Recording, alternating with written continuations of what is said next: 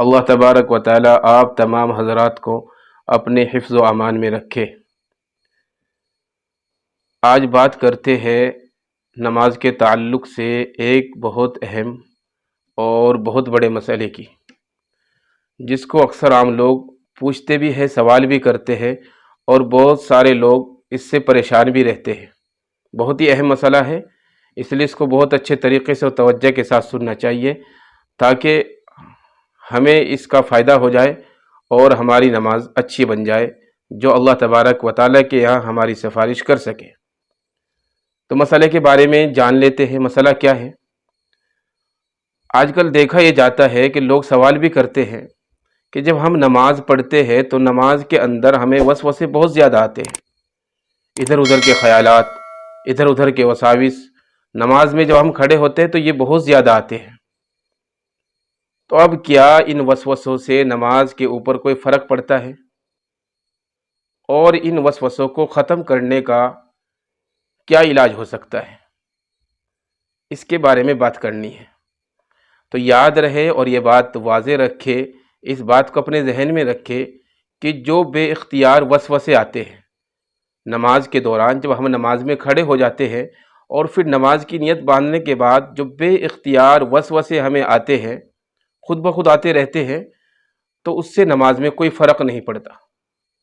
ہمیں گھبرانا نہیں چاہیے، ہمیں یہ نہیں دیکھنا چاہیے کہ یار وسوسے آ رہے ہیں، اپنے دل کے اندر مایوسی پیدا نہیں کرنی چاہیے، اپنی شریعت کے اوپر غور کرنا چاہیے اور اپنی شریعت کی بات کو اپنے ذہن میں رکھنا چاہیے کہ ہماری شریعت کیا کہتی ہے۔ ہماری شریعت یہ کہتی ہے کہ جو بے اختیار وسوسے آتے ہیں اس سے نماز میں کوئی فرق نہیں پڑتا۔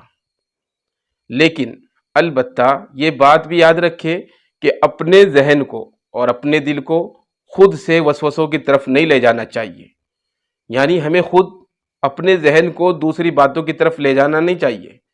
جہاں تک کوشش ہو سکے اپنے ذہن کو، اپنے دل کو نماز کے اندر ہی رکھیں، اس کی کوشش کریں۔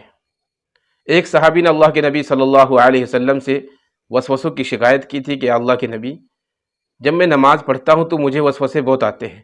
تو آپ نے فرمایا تھا کہ تم ان خطرات اور ان وسوسوں کی طرف توجہ نہ کرو، اپنی نماز میں لگے رہو، اس سے کوئی فرق نہیں پڑتا نماز میں، لیکن اپنی طرف سے پوری کوشش کرو کہ یہ وسوسے ختم ہو جائیں۔ اور جب نماز پڑھ لو اور نماز سے باہر ہو، یعنی خارج نماز، نماز کے علاوہ جو ہماری زندگی گزرتی ہے، اس زندگی میں ہم کیا کریں؟ اس کا علاج کیا ہے وسوسوں کو ختم کرنے کا؟ اس کا علاج یہ بتایا گیا ہے کہ جب ہم نماز سے باہر رہیں، یعنی خارج نماز ہیں، بیٹھے ہیں، چل رہے ہیں، سونے کی تیاری کر رہے ہیں، اسی طریقے سے ہم اپنے گھر میں ہیں یا مسجد کے اندر بیٹھے ہوئے ہیں، نماز نہیں پڑھ رہے ہیں، اسی طرح بیٹھے ہوئے ہیں، تو ان اوقات کے اندر، ان خارج اوقات میں ہم لا حول ولا قوت الا باللہ العلی العظیم پڑھیں، کثرت سے پڑھیں۔